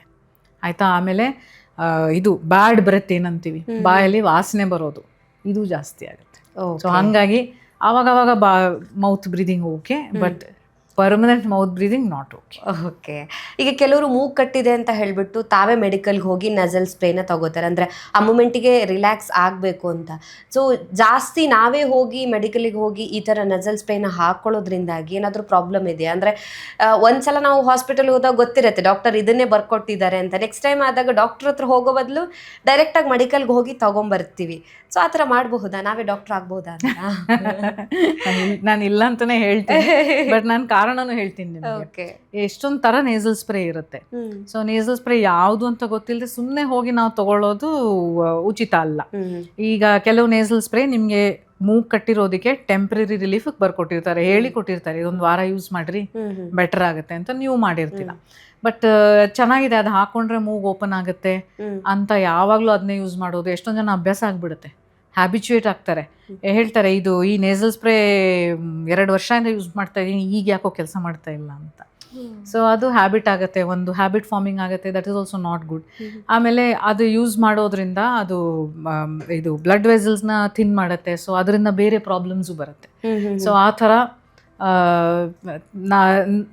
ತಾವೇ ಮಾಡ್ಕೊಳ್ಳೋದು ಅಷ್ಟು ಒಳ್ಳೇದಲ್ಲ. ಯಾಕೆಂದ್ರೆ ಅದು ಏನ್ ಮೆಡಿಸಿನ್ ಇದೆ ಅದರಲ್ಲಿ, ಅದು ಯಾವುದಕ್ಕೆ ಗೊತ್ತಿದ್ದು ಎಷ್ಟು ಯೂಸ್ ಮಾಡ್ಬೋದು, ಗೊತ್ತಿದ್ದು ಯೂಸ್ ಮಾಡೋದು ಇಸ್ ಆಲ್ವೇಸ್ ಗುಡ್. ಓಕೆ, ಇನ್ನು ಸ್ಟೀಮ್ ವಿಚಾರಕ್ಕೆ ಬಂದಾಗ ಬಿಸಿ ಬಿಸಿ ನೀರಿಗೆ ಕೆಲವೊಂದಿಷ್ಟು ಬಾಮ್ ಅನ್ನ ಹಾಕ್ತಿವಿ. ಸೊ ನಾವಿಲ್ಲಿ ಯಾವುದೇ ಪ್ರಾಡಕ್ಟ್ ಅನ್ನ ಮೆನ್ಷನ್ ಮಾಡ್ತಿಲ್ಲ, ಗೊತ್ತಿರುತ್ತೆ ಎಲ್ರಿಗೂ ಈ ತರ ಹೇಳಿದಾಗ. ಸೊ ಬಿಸಿ ನೀರಿಗೆ ಬಾಮ್ ಅನ್ನ ಹಾಕಿ ಅದನ್ನ ಸ್ಟೀಮ್ ತಗೊಂಡಾಗ ರಿಲ್ಯಾಕ್ಸ್ ಫೀಲ್ ಆಗುತ್ತೆ. ಆದ್ರೆ most of the time doctors ಹೇಳ್ತಾರೆ ಆ ತರ ಬಾಮ್ ಹಾಕ್ಬೇಡಿ ಅಂತ ಹೇಳ್ತಾರೆ. ಇನ್ ಕೆಲವರು ಲೈಕ್ ಮೆಡಿಕಲ್ ಅಲ್ಲಿ ಸಿಗುವಂತ ಟ್ಯಾಬ್ಲೆಟ್ಸ್ ಲೈಕ್ ಅದನ್ನ ಹಾಕಿ ಅದರ ಸ್ಟೀಮ್ ಅನ್ನ ತಗೋತಾರೆ, ರಿಲ್ಯಾಕ್ಸ್ ಆಗುತ್ತೆ ಹೇಳ್ತಾರೆ. ಇದರಿಂದ ಸೈಡ್ ಎಫೆಕ್ಟ್ಸ್ ಏನಾದ್ರು ಇದೆಯಾ? ಹಾಗಿದ್ರೆ ನಾವು ಯಾವ ತರ ಸ್ಟೀಮ್ ತಗೋಬೇಕು ಅನ್ನುವಂತ ಒಂದು ಡೌಟ್ ಬರುತ್ತೆ. ಸೊ ಪ್ಲೇನ್ ವಾಟರ್ ಸ್ಟೀಮೇ ತಗೋಬೇಕಾ ಹೇಗೆ ಅಂತ? ಸ್ಟೀಮ್ ಫಸ್ಟ್ ಟೆಂಪರೇಚರ್ ತುಂಬ ಬಿಸಿ ಬಿಸಿ ತೊಗೊಂಡು ಮುಖ ಎಲ್ಲ ಬರ್ನ್ ಮಾಡ್ಕೋಬೇಡಿ, ಇದೇ ನಾನು ಫಸ್ಟ್ ಹೇಳೋದು. ಬಿಕಾಸ್ ಇದೆಲ್ಲ ನೋಡಿದ್ದೀವಿ. ಸ್ಟೀಮ್ ತೊಗೊಂಡು ಒಳ್ಳೇದು ಮಾಡೋದಕ್ಕಿಂತ ಬೇರೆ ಪ್ರಾಬ್ಲಮ್ಸ್ ಮಾಡ್ಕೊಳ್ಳೋದು, ಆಯಿತಾ? ಅದೊಂದು. ಆಮೇಲೆ ಇದು ಹಾಕೊಳ್ಳೋದು, ಈ ಸ್ಮೆಲ್ಲಿ ಸಬ್ಸ್ಟೆನ್ಸಸ್ ಹಾಕೊಳ್ಳೋದು. ಇದೇನಾಗುತ್ತೆ, ಈಗ ಎಷ್ಟೊಂದು ಜನ ಈವನ್ ಇದು ಡೈರೆಕ್ಟ್ ಹಾಕೋತಾರೆ, ಅದು ಸಬ್ಸ್ಟೆನ್ಸ್ ಹಾಕೊಂಡು ಅದು ಹಾಕೊಂಡ ತಕ್ಷಣ ನಂಗೆ ರಿಲೀಫ್ ಆಗುತ್ತೆ, ಅದು ಹಾಕೊಂಡ್ರೇನೆ ನಂಗೆ ರಿಲೀಫ್ ಆಗುತ್ತೆ. It is a very big myth. ಅದು ಹಾಕೊಂಡ ತಕ್ಷಣ ಮೂಗು ಕಟ್ಟೋದು ರಿಲೀವ್ ಆಗಲ್ಲ. ಮೂಗು ಬ್ಲಾಕ್ ಏನಿದೆಯೋ ಅದು ಹಾಗೇ ಇರುತ್ತೆ. ಬಟ್ ನಮಗೆ why we feel better is ಅಷ್ಟೊಂದು ಸ್ಟ್ರಾಂಗ್ ಸ್ಮೆಲ್ ಹೋಗುತ್ತಲ್ಲ, so our brain perceives it as ಮೂಗು ಕಟ್ಟೋದೆಲ್ಲ ರಿಲೀವ್ ಆಗಿ ನಾವು ಚೆನ್ನಾಗಿ ಉಸಿರಾಡ್ತಾ ಇದ್ದೀವಿ ಅಂತ. ಸೊ ದ ಬ್ರೈನ್ ಥಿಂಕ್ಸ್ ಮೂಗು ಕಟ್ಟೋದು ರಿಲೀವ್ ಆಗುತ್ತೆ, ಅದು ಭ್ರಮೆ. ಓಕೆ, ಸೊ ಬ್ರೈನ್ ಫೀಲ್ಸ್ ನಾವು ಚೆನ್ನಾಗಿ ಉಸಿರಾಡ್ತಾ ಇದೀವಿ ಅಂತ. ಸೊ ನೀವು ನಿಮ್ಮ ಪ್ರಾಬ್ಲಮ್ ಏನಿದ್ರು ಅದು ನಿಮ್ ಸರಿನೇ ಮಾಡ್ಕೊಂಡಿಲ್ಲ, ನೀವು ಬೇರೆನೇ ಏನೋ ಮಾಡಿದ್ದೀರಿ. Okay, so you are telling yourself ನಾನು ಸರಿಯಾಗ್ಬಿಟ್ಟಿದ್ದೀನಿ ಅಂತ, ಬಟ್ ಆ್ಯಕ್ಚುಲಿ ಏನಾಗಿಲ್ಲ. ಅದೊಂದು. ಆಮೇಲೆ ಈ ಸಬ್ಸ್ಟೆನ್ಸ್ ಎಲ್ಲ ಸ್ಮೆಲ್ ತುಂಬ ಸ್ಟ್ರಾಂಗ್ ಆಗಿರುತ್ತೆ. ಸೊ ಅಷ್ಟೇನು ಒಳ್ಳೇದೇನಲ್ಲ ಅದು. ಆಮೇಲೆ ಡೈರೆಕ್ಟ್ಲಿ ಮೂಗಲ್ಲಿ ಹಚ್ಕೊಂಡಾಗ ಎಷ್ಟಿದ್ರು ಕೆಮಿಕಲ್ಸು. ಸೊ ಅಷ್ಟು ಹಚ್ಕೊಂಡಾಗ ಅಲ್ಲಿ ಮೂಗಲ್ಲಿ ಲೋಕಲಿ ಪ್ರಾಬ್ಲಮ್ಸ್ ಆಗೋದು, ಅಲ್ಲಿ ಅಲ್ಸರ್ ಆಗೋದು, ಗಾಯ ಆಗೋದು, ಇದೆಲ್ಲ ಸಾಧ್ಯತೆ ಇರುತ್ತೆ. ಆಮೇಲೆ ಸ್ಟೀಮಲ್ಲಿ ಹಾಕೊಂಡ್ರು ಅಷ್ಟೇ, ಅಷ್ಟು ಸ್ಟ್ರಾಂಗ್ ವಾಸನೆ ಅವಶ್ಯಕತೆ ಇಲ್ಲ. ಅದರಿಂದ ಅದು ಈಗ ಸಿಸ್ಟಮಲ್ಲಿ ಅಬ್ಸಾರ್ಬ್ ಆದರೆ ಮೂಗಿಂದ, ಬಿಕಾಸ್ ಮೂಗಲ್ಲಿ ತುಂಬ ಬ್ಲಡ್ ವೆಸಲ್ಸ್ ಇದೆ, ನಾವು ಏನು ತೊಗೊಂಡ್ರು ಅಬ್ಸಾರ್ಬ್ ಆಗೋ ಸಾಧ್ಯತೆ ಇರುತ್ತೆ. ಈ ಕ್ಯಾಂಫರ್ ಎಲ್ಲ ಅದಕ್ಕೆ ಬೇಡ ಅಂತ ಹೇಳೋದು. ಅದು ತುಂಬ ಅಬ್ಸಾರ್ಬ್ ಆದರೆ ಸೈಡ್ ಎಫೆಕ್ಟ್ಸ್ ಇರ್ತವೆ. ಸೊ ಅದಕ್ಕೆ ನಾವೇನು ಹೇಳ್ತೀವಿ, ಸ್ಟೀಮ್ ಮಾಡೋದಾದರೆ ಪ್ಲೇನ್ ಸ್ಟೀಮ್ ತೊಗೊಳ್ಳಿ. ಬಿಕಾಸ್ ಅಲ್ಲಿ ನಿಮ್ಗೆ ಬೇಕಾಗಿರೋ ಕೆಲಸ ಸ್ಟೀಮೇ ಮಾಡ್ತಿರೋದು. ಆ ವಾಸನೆಯಿಂದ ನಿಮ್ಗೆ ಏನು ಅಡಿಟಿವ್ ಏನಿಲ್ಲ, ಅಡಿಷನಲ್ ಬೆನಿಫಿಟ್ ಏನೂ ಇಲ್ಲ. ಸೊ ಹಾಗಾಗಿ ಸ್ಟೀಮ್ ಮಾಡೋದಾದರೆ ಪ್ಲೇನ್ ಸ್ಟೀಮ್ ಮಾಡಿ, ಯಾವ ಸಬ್ಸ್ಟೆನ್ಸ್ ಆ್ಯಡ್ ಮಾಡೋದೂ ಅವಶ್ಯಕತೆ ಇಲ್ಲ. ಓಕೆ, ನೀವು ಹೇಳಿದ್ರಿ ಆಗಲಿ ಡಾಕ್ಟರ್ ಮಾತಾಡ್ತಾರೆ. ಸೊ ಎಲ್ಲದಕ್ಕೂ ಹಾಸ್ಪಿಟಲಿಗೆ ಬರಬೇಕು ಅಂತ ಇಲ್ಲ, ಸೊ ನೀವು ಮನೆಮದ್ದನ್ನು ಟ್ರೈ ಮಾಡಬಹುದು ಅಂತ. ಸೊ ಯಾವೆಲ್ಲ ಮನೆಮದ್ದನ್ನು ನೀವು ರೆಕಮೆಂಡ್ ಮಾಡ್ತೀರಾ? ಲೈಕ್ ಕೆಮ್ಮಿದೆ, ಶೀತ ಇದೆ, ಕೆಲವರಿಗೆ ಜಾಸ್ತಿ ಕಫ ಇರುತ್ತೆ, ಕೆಲವರಿಗೆ ಡ್ರೈ ಕಫ್ ಇರುತ್ತೆ. ಸೊ ಯಾವೆಲ್ಲ ಮನೆಮದ್ದನ್ನು ನಿಮ್ಮ ಸೈಡಿಂದ ನೀವು ಟಿಪ್ಸ್ ಕೊಡೋಕ್ಕೆ ಇಷ್ಟಪಡ್ತೀರಾ? ಹೌದು, ಪ್ರತಿ ಸಲ ಒಂದು ಜ್ವರ ಬಂತು, ಒಂದ್ಸಲ ಕೆಮ್ಮಿದ್ವಿ ಅಂದ ತಕ್ಷಣ ಯಾರು ಬರೋಕ್ಕಾಗಲ್ಲ, ಬರಲೂಬಾರ್ದು. ಸೊ ಇದು ಯಾವುದು ಅಂತಂದ್ರೆ ಆಗಲೇ 2 ಥಿಂಗ್ಸ್ ಮಾತಾಡಿದ್ವಿ. ಒಂದು ಗಾರ್ಗ್ಲಿಂಗು, ಇನ್ನೊಂದು steam. These are my favourites. Plane water steam ತಗೋಬಹುದು, ಪ್ಲೇನ್ ವಾಟರ್ ಸ್ಟೀಮು, ಆಮೇಲೆ ಸಾಲ್ಟ್ ವಾಟರ್ ಅಲ್ಲಿ ಗಾರ್ಗಲ್ ಮಾಡೋದು. 2 ಮನೆಯಲ್ಲಿ ಎಲ್ಲಿದ್ರು ಈಸಿಯಾಗಿ ಮಾಡ್ಬೋದು. ಏನು ಸ್ವಲ್ಪ ನೀರು ಬಿಸಿ ಮಾಡಿದ್ವಾ, ಒಂದ್ ಸ್ವಲ್ಪ ಉಪ್ಪು ಹಾಕಿದ್ವಾ, ಅದ್ರಲ್ಲಿ ಮಾಡಿದ್ವಿ, ಏನು ಹಾಮೂ ಇಲ್ಲ. ಇದು ಖಂಡಿತ ಮಾಡ್ಬೋದು. ತುಂಬ ಬಿಸಿ ನೀರಲ್ಲಿ ಮಾಡಿಕೊಂಡು ಬರ್ನ್ ಮಾಡ್ಕೋಬೇಡಿ, ಇದೊಂದೇ ನಾನು ಹೇಳೋದು. ಸ್ಟೀಮು ಅಷ್ಟೇ, ಎಷ್ಟೊಂದು ಜನ ಕೇಳ್ತಾರೆ ಅದು ಸ್ಟೀಮರ್ ತೊಗೋಬೇಕಾ, ಇದ್ರಲ್ಲಿ ಮಾಡಬೇಕಾ ಅಂತ. ಏನೂ ಇಲ್ಲ, ನೀವು ಪಾತ್ರೆಯಲ್ಲಿ ನೀರು ಬಿಸಿ ಮಾಡಿ ಸ್ಟೀಮ್ ಬಂದ್ರೂ ಅದು ಸ್ಟೀಮೇ. ಯಾವ ಥರ ಪ್ರೊಡ್ಯೂಸ್ ಆದರೂ ಸ್ಟೀಮೇ. ಸೊ ನಿಮ್ಗೆ ಏನು ಪಾಸಿಬಲ್, ನಿಮ್ಗೆ ಏನು ಅವೈಲೇಬಲ್ ಇದೆಯೋ ಅದ್ರಲ್ಲಿ ಮಾಡ್ಬೋದು. ಅದಲ್ಲದೆ ಇನ್ನೇನು ಮಾಡ್ಬೋದು, ಇದು ಟೀ ಕುಡಿಬೋದಪ್ಪ. ಗಂಟ್ಲು ನೋವು, ಗಂಟಲು ತುಂಬಾ ಇರಿಟೇಷನ್ ಇದೆ, ಡೆಫಿನೆಟ್ಲಿ ಜಿಂಜರ್ ಟೀ ಕುಡಿಬಹುದು. ದಟ್ ಇಸ್ ವೆರಿ ಗುಡ್, ಅದ್ರಲ್ಲಿ ಏನು ಹಾರ್ಮ್ ಇಲ್ಲ. ಬಟ್ ಅದಕ್ಕಿಂತ ಶುಗರ್ ಇದ್ರೆ ಜಾಸ್ತಿ ಶುಗರ್ ಹಾಕೊಂಡು ಎಲ್ಲ ಮಾಡ್ಬಿಡಿ. ಎವ್ರಿಥಿಂಗ್ ವಿದಿನ್ ರೀಸನ್ ಮಾಡ್ಬೋದು. ಆಮೇಲೆ ಹನಿ ತಗೊಳ್ಳೋದು, ಅದು ಒಳ್ಳೇದು ಅಂತ ಹೇಳ್ತಾರೆ. It is all these are all soothing. ಇದು ಯಾವುದು ನೋಡಿ, ಈ ಮನೆ ಮದ್ದು ಯಾವ್ದು ನಾನು ಹೇಳ್ತಿರೋದು ಮಾಡ್ತಾರೆ, ಹಾಲಿಗೆ ಶುಂಠಿ ಆಮೇಲೆ ಟರ್ಮರಿಕ್, ಇದು ಅರಿಶಿನ ಇದೆಲ್ಲ ಹಾಕೊಂಡು ಕುಡಿತಾರೆ. ಇದೆಲ್ಲ ಒಳ್ಳೇದಂದ್ರೆ ಹೌದು, ಲೋಕಲ್ ಇಮ್ಯುನಿಟಿ ಬಿಲ್ಡ್ ಮಾಡಕ್ಕೆ, ಆಮೇಲೆ ಲೋಕಲ್ ಅದು ಸೂದ್ ಮಾಡುತ್ತೆ. When we drink warm things ಏನಾಗುತ್ತೆ, ಸೇಮ್ ಸಾಲ್ಟ್ ವಾಟರ್ ಗಾರ್ಗ್ಲಿಂಗ್ ತರಾನೇ ಅಲ್ಲಿ ರಿಲ್ಯಾಕ್ಸ್ ಆಗುತ್ತೆ, ವಿ ಫೀಲ್ ಗುಡ್. ಸೊ ಇಂಥವು ಡೆಫಿನೆಟ್ಲಿ ಮಾಡ್ಬೋದು. ಓಕೆ, ಬಟ್ ಅದೇ ಔಷಧಿ ಅಂತ ಕನ್ಸಿಡರ್ ಮಾಡಬಾರ್ದು. ಈಗ ಬರೀ ಒಂದು ವೈರಲ್ ಇನ್ಫೆಕ್ಷನ್ ಇದ್ರೆ ಅದಕ್ಕೆ ಹೆಂಗಿದ್ರು ಏನು ಔಷಧಿ ಏನು ಬೇಕಾಗಿಲ್ಲ. ಬರೀ ವೈರಲ್ ಇನ್ಫೆಕ್ಷನ್ಗೆ ಈ ತರ ಸಿಂಪ್ಟಮ್ಯಾಟಿಕ್ ಈ ತರ ಟ್ರೀಟ್ಮೆಂಟ್ ತಗೊಂಡು when we start feeling better, that's it. ಅದು ಹೆಂಗಿದ್ರು ಒಂದು ಫ್ಯೂ ಡೇಸ್ ಅಲ್ಲಿ ಹೋಗುತ್ತೆ. So that is okay. But ಈಗ ಜಾಸ್ತಿ ಆಯ್ತು ಅಂದಾಗ ಇವು ಕೆಲಸ ಮಾಡಲ್ಲ. ಈ ಕೆಮ್ಮು ಕಫ ಇದ್ದಾಗ ಹಾಲು ಹಾಕಿರೋ ಟೀ ಕಾಫಿ ಕುಡಿಬೇಡ ಸದ್ಯಕ್ಕೆ, ಒಂದು ಸ್ವಲ್ಪ ದಿನ ಅವಾಯ್ಡ್ ಮಾಡು ಹೇಳ್ತಾರೆ, ಹೌದಾ? ಅಥವಾ ಆ ಟೈಮಲ್ಲಿ ಹಾಲು ಕುಡಿಬಾರ್ದಾ, ಅದರಿಂದಾನೇ ಕಫ ಆಗುತ್ತಾ ಅಂತ? ಆ ಥರ ಏನು ಡೈರೆಕ್ಟ್ ಕೋರಿಲೇಷನ್ ಏನಿಲ್ಲ. ಇದೆಲ್ಲ ನಾವು ಎಲ್ಲೋ ಯಾರೋ ಮಾಡ್ಕೊಂಡು ಆತರ ಸ್ಪ್ರೆಡ್ ಆಗಿರೋದು ಅನ್ಸುತ್ತೆ.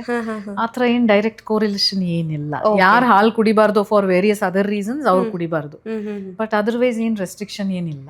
ಓಕೆ, ಹಾಗಾದ್ರೆ ENT ಸಂಬಂಧಿತ ಯಾವ ಲಕ್ಷಣಗಳು ಕಂಡು ಬಂದಾಗ ಮನೆ ಮದ್ದು ಮಾಡದೆ ಅಥವಾ ಮನೆಯಲ್ಲಿ ಸುಮ್ಮನೆ ಕೂರ್ದೆ ಹಾಸ್ಪಿಟಲಿಗೆ ಬರ್ಬೇಕಾಗತ್ತೆ?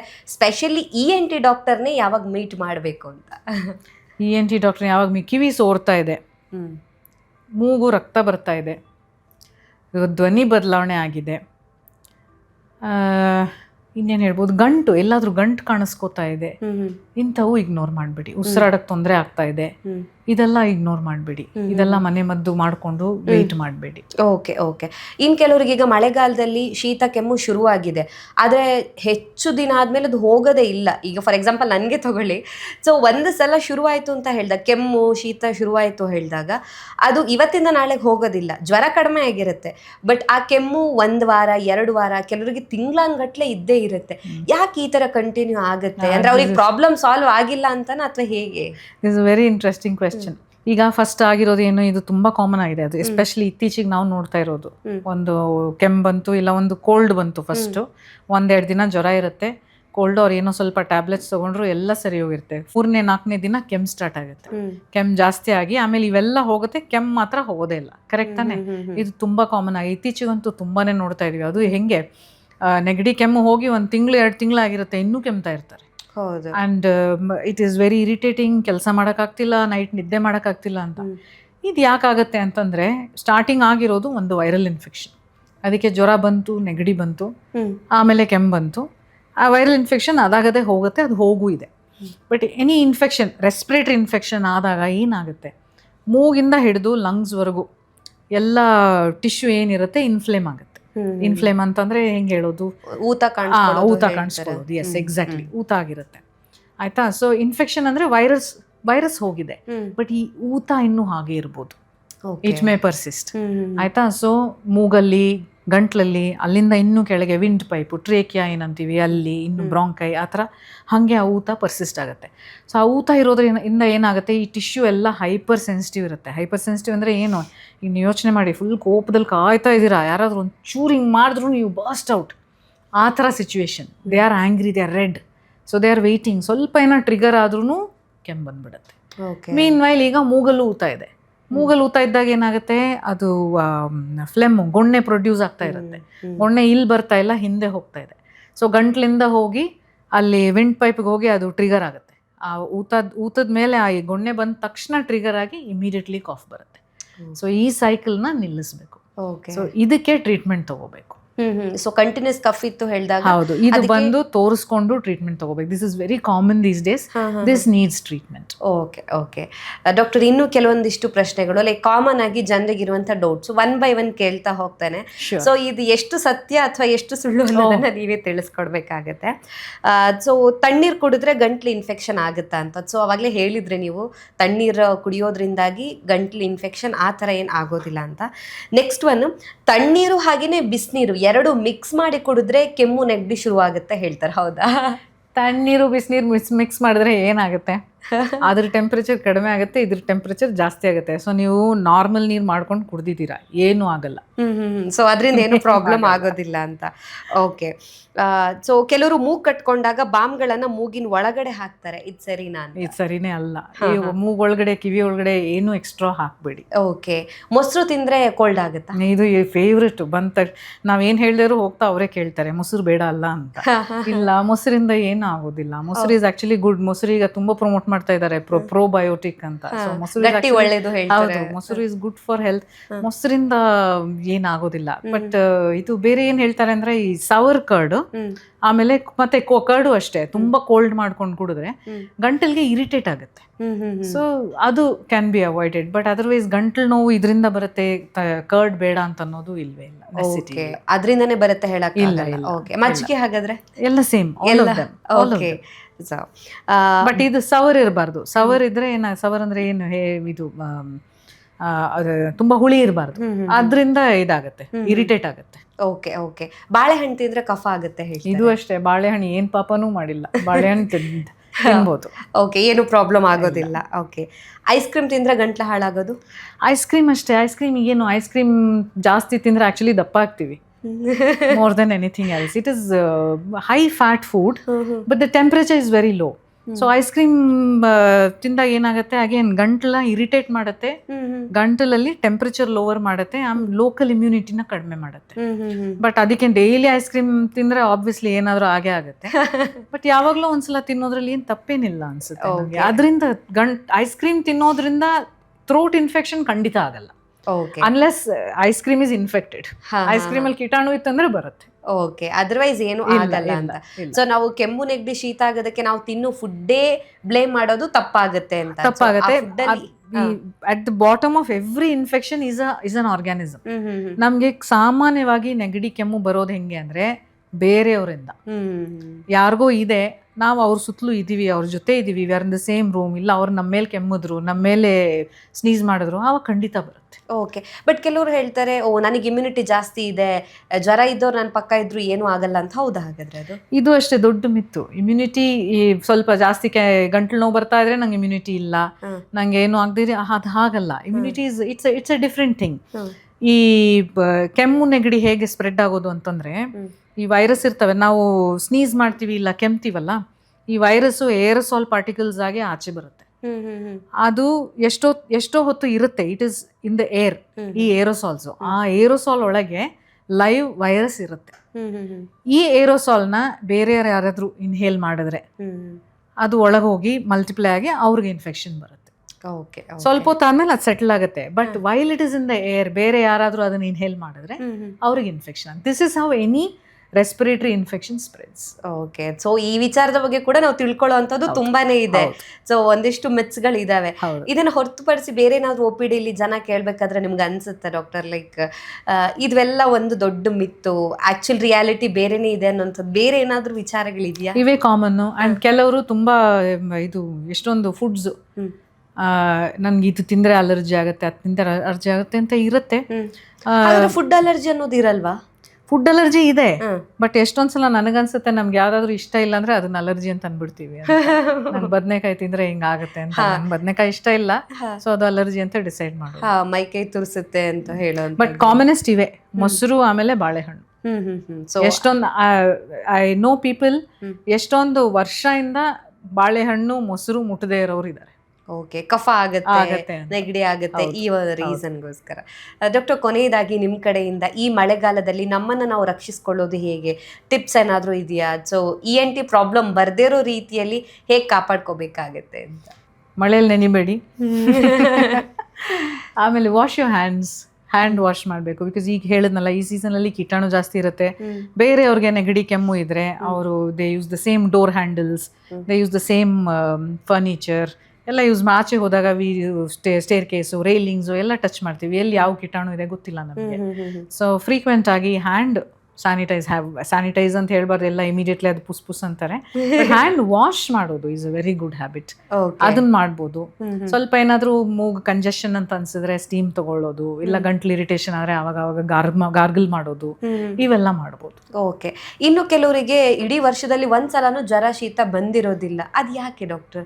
ನಾವೇ ಕೆಲವ್ರನ್ನ ನೋಡ್ತೀವಿ, ಅವ್ರು ಹೇಳ್ತಾರೆ ಇಲ್ಲ ನನಗೆ ಈ ಸಲ ಜ್ವರನೇ ಬಂದಿಲ್ಲ, ಕೋಲ್ಡೇ ಆಗಿಲ್ಲ ಅಂತ. ಅದ್ ಹೇಗ್ ಸಾಧ್ಯ? ಕೆಲವ್ರಿಗೆ ಬಹಳ ಲಕ್ಕಿ ಅವರು ಅಷ್ಟೇ, ಯಾರ ಹತ್ರನೂ ಎಕ್ಸ್ಪೋಸ್ ಆಗ್ತಿಲ್ಲ ಅಂತ. Okay okay. ಸೊ ಅವ್ರ ಬಾಡಿಲಿರೋಂಥ ಬ್ಯಾಕ್ಟೀರಿಯಾಗಳು ಯಾವ ರೀತಿ ಆಗಿದೆ ಅಂತ ಅರ್ಥ ಆಗಿದ್ರೆ? ಹಾಗಿಲ್ಲ, ಬಾಡಿಯಲ್ಲಿ ಬ್ಯಾಕ್ಟೀರಿಯಾ ಆಗಿರೋದಲ್ಲ, ಅವ್ರಿಗೆ ಯಾವ್ದು ಎಕ್ಸ್ಪೋಜರು ಆಗ್ತಿಲ್ಲ. ಅವ್ರು ಏನಾದ್ರು ಎಕ್ಸ್ಪೋಸ್ ಆದ್ರೆ ಅದಕ್ಕೆ ಅವ್ರಿಗಾಗ್ಲೇ ಇಮ್ಯುನಿಟಿ ಇದೆ ಅಂತ. Okay okay okay okay okay. Thank you ma'am, thank you so much. ನಮ್ಮ ಇವತ್ತಿನ ಕಾರ್ಯಕ್ರಮದಲ್ಲಿ ಮಳೆಗಾಲದಲ್ಲಿ ನಮ್ಮ ಆರೋಗ್ಯವನ್ನು ಯಾವ ರೀತಿಯಾಗಿ ಕಾಪಾಡ್ಕೋಬೇಕಾಗತ್ತೆ, ಅದರಲ್ಲೂ ಸ್ಪೆಷಲಿ ಗಂಟಲು, ಕಿವಿ, ಮೂಗು, ಸೊ ಈ 3 ಸಮಸ್ಯೆ ಯಾವ ಕಾರಣಕ್ಕೋಸ್ಕರ ಬರುತ್ತೆ, ಈ ವಿಚಾರದ ಬಗ್ಗೆ ಇರುವಂಥ ಮಿತ್ಸ್ ಯಾವುದೆಲ್ಲ, ಸೊ ಯಾವುದನ್ನೆಲ್ಲ ಜನ ಫಾಲೋ ಮಾಡಬೇಕು, ಯಾವುದನ್ನೆಲ್ಲ ನಿಲ್ಲಿಸಬೇಕು ಅನ್ನೋದ್ರ ಬಗ್ಗೆ ಇನ್ ಡೀಟೇಲ್ ಆಗಿರುವಂಥ ಇನ್ಫಾರ್ಮೇಷನನ್ನು ನಮ್ಮ ಆಡಿಯನ್ಸ್ಗೆ ತಿಳಿಸ್ಕೊಟ್ಟಿದ್ದೀರಾ. Thank you. ನಮಸ್ತೆ. Thank you. ನಮ್ಮ ಇವತ್ತಿನ ಕಾರ್ಯಕ್ರಮದಲ್ಲಿ ಮಳೆಗಾಲದಲ್ಲಿ ನಮ್ಮ ಆರೋಗ್ಯವನ್ನು ನಾವು ಯಾವ ರೀತಿಯಾಗಿ ಕಾಪಾಡ್ಕೋಬೇಕಾಗತ್ತೆ, ENT ಅಂತ ಹೇಳಿದ್ರೆ ಗಂಟಲು, ಕಿವಿ, ಮೂಗು ಸಂಬಂಧಿತ ಆರೋಗ್ಯ ಸಮಸ್ಯೆಗಳು ಯಾವುದೆಲ್ಲ, ಇದಕ್ಕೆ ಪರಿಹಾರವನ್ನು ನಾವು ಯಾವ ರೀತಿಯಾಗಿ ಕಂಡುಕೋಬೇಕಾಗತ್ತೆ, ಈ ಎಲ್ಲ ವಿಚಾರದ ಬಗ್ಗೆ ಡಾಕ್ಟರ್ ನಮಗೆ ಇನ್ಫಾರ್ಮೇಷನ್ ಅನ್ನು ಕೊಟ್ಟಿದ್ದಾರೆ. ಆರೋಗ್ಯಕ್ಕೆ ಸಂಬಂಧಿಸಿದಂಥ ಹೆಚ್ಚಿನ ವಿಡಿಯೋಗಳನ್ನು ನಮ್ಮ ವಿಜಯ ಕರ್ನಾಟಕ ಹೆಲ್ತ್ ಪೇಜ್ನಲ್ಲಿ ನೀವು ನೋಡ್ಬೋದು.